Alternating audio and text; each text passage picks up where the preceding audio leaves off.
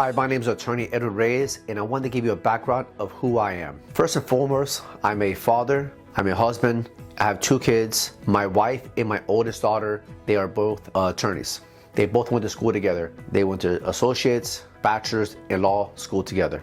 So a little bit of background of myself. Before I was an attorney, I used to own a personal injury clinic, and I owned that for 13 years. It didn't start by owning a personal injury clinic. Actually, I was involved in a car crash when I was younger. That attorney referred me to a doctor, and that doctor, he actually showed me how to do chiropractic adjustments, which is weird because I was 17 years old. At that time, I was calling people to my mom's house, doing chiropractic adjustments, and I wanted to become a chiropractor. I was gonna move to New Jersey. Me and my wife just had our first daughter, Yesenia. She was 1 year old at the time. And we were gonna move to New Jersey, I was gonna commute to New York to go to chiropractic school. She talked me out of that. I ended up going to massage therapy school, and within a few months of doing massage therapy, I learned the business side really well, and then I started hiring doctors, firing doctors, and I decided to open up my own clinic. Now, it didn't come that easy. I actually did a lot of background stuff. I looked for places that were closing down. I would buy their furniture for really cheap.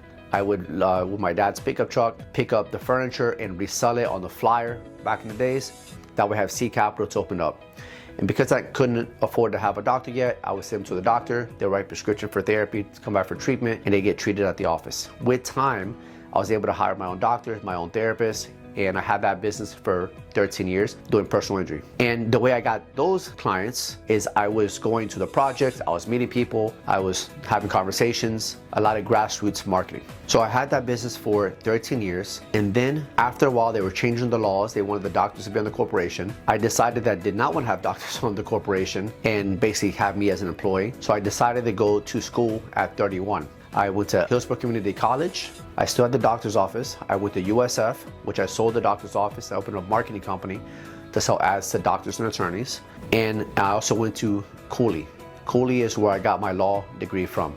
I opened up the law firm in September of 2017. Since then, I've attended countless hours, seminars, Florida Justice Association, Tampa trial lawyers, depots or trial, and a lot of other different classes that I've learned to help develop my skills. Since then, I've also went to Stanford University, and Stanford helped me develop on the technology side of my business, and I've been part of a lot of accelerator groups in addition. While I've been in practice, I decided that I wanted to learn artificial intelligence, AI, so I enrolled myself at USF, and I did AI prompting and AI engineering. And from there, I have AI engineering employees that work for me full-time. So the way we start every single case is that we go through an investigation process. We have a checklist, a very detailed checklist of what we need from every single case.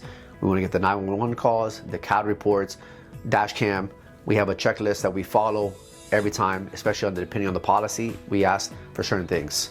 Unlike a lot of law firms where there's a case manager that does demands, talks to clients, negotiates, we have segmented this to no end. We have one person that all they do is intake, another person that their only job is to talk to clients only, make sure they're getting treatment, make sure they're following the protocols that the doctor set in place, make sure that they're following up with everything, basically like a babysitter to make sure the case doesn't have gaps in treatment. And then that person also does injury impact sheets. Those are papers that we created that every 60 days, we have a conversation with that client to see where their injuries, have they changed, have they improved, have they gotten worse, and we help quarterback that to make sure they're getting the proper treatment they need for themselves and also to help develop the case as well. In the process of developing the case, it goes from that individual that all they do is babysit the client to make sure they're doing everything correctly. They're the client liaison, and it goes to our next team member that all they do is demands. And when we send out our demands, we do this thing that we incorporate the jury instructions in the demands as well. And with the research that we have done in the investigative, we throw that in there as well. We do background searches on the clients. And then while we're going through the demand process, we talk to them, we talk to their families to have a very comprehensive demand that goes out. And then we run the demand through AI to make sure we're not missing anything as well, and we include statutes that were violated due to the negligence of that individual. After that, the insurance company, they obviously never want to pay. We have this thing called FU letters, and these FU letters are letters that we have created that basically, because all of our calls are recorded, from the words that the adjusters say, we use that in context of these FU letters. it's Progressive's policy, that they don't need to continue medical treatment. And then we include, please elaborate on your experience as a doctor, please elaborate your experiences on whatever the case may be. So we have different formats for different FU letters to make sure that basically the adjuster is, through their words, is hanging themselves through the words that they use later on. And that's something that I can talk about in the seminar of the different uses of FU letters, the different contexts, how to use it, when to use it, and use their words against them in the FU letters. These are like addendums to the demand. In addition, we send it by fax. That way it has to go to the adjuster, not only by email. And if it escalates, we send this also to the client, to the defendant, to make sure that they put pressure on their adjusters as well. Then after it goes to the demand process and the FU letters, we start filing a lawsuit. We have a paper that we call pre-lit to lit form, and it's basically all the interrogatories that we've gotten over the time to help fill out prior to us even filing a lawsuit, to make sure we know the answers before we file any lawsuits. We incorporate that with medical summaries and cost matrix.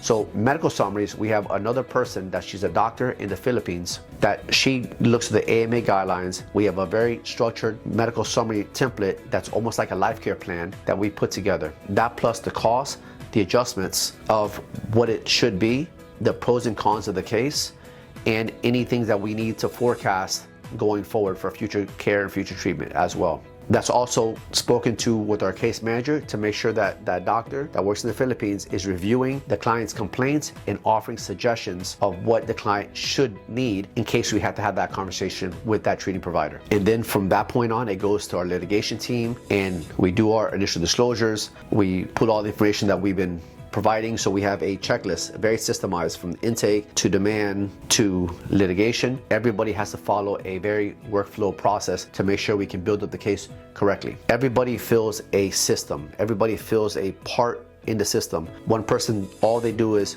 one thing. We have people that work for me also in the Philippines and other countries that they audit our files and give us feedback of what we're missing to make sure we have a complete file when we're sending out these demands. I'm very big on setting up very structured systems and workflows to make sure that the system and the process goes well and we can build up the case stronger than just sending out a demand and wishing for the best. Also, I employ a lot of virtual assistants from the Philippines, from Costa Rica, and from Colombia as well. Everybody has a different function, but we have a full-time videographer person that all they do is make videos for us. It could be for marketing, because a lot of times we call the clients in, we interview them, and then we have a B-roll of like the scenes of the accident, the car, different visuals as well, day in the life videos that we create also. And all these things help us on the negotiations, it helps us in mediations, it helps us on speaking to the adjusters as well. Plus it shows the credibility of our client if they were a witness in court. When it comes to negotiations, the first thing we want to find out is, are there umbrella coverages? Are there coverages of the defendant driver, defendant owner?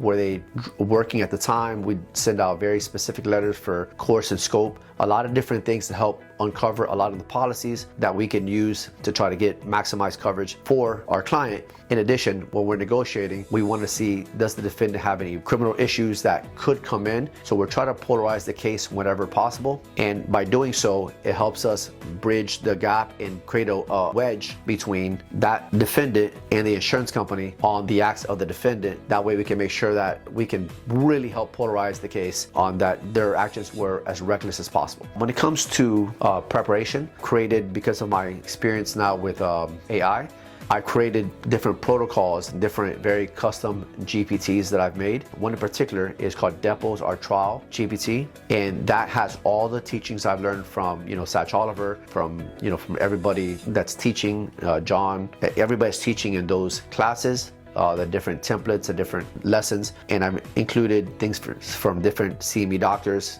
That way it can kind of give us a outline of what we need to ask, and it's very structured to the teachings that we've learned. And from that, it creates a Depo outline. We review it, make tweaks to it, edit it, and then have to make sure we have the right exhibits to help on deposing that person. We use AI for quite a bit of things. There's Depo's Our Trial GPT that I've created. There's Client Injury GPT, which basically helps maximize the value of the client's injuries to find out what's the pros, what's the cons, what treatments they need per the AMA guidelines, what's the future recommendations. So when we're talking about these things with different defendant doctors or different treating doctors, we can help aid in their speaking when it comes to the treating doctors to help maximize the treatment for that client, and we can have the conversation with that client to ask your doctor about this. In addition, it gives us pros and cons to what the adjusters might say depending on the injuries. So there's a lot of research on low impact accidents, just a lot of things that we put into that. And I've also created a legal drafting studio that has a lot of motions, that has a lot of resources that I got from different FJA classes, different events that I've gone to, statutes, some case law that we've uploaded. That way it can help us on our drafting a lot of these memorandums of law, things of that nature. So technology has been a big use in my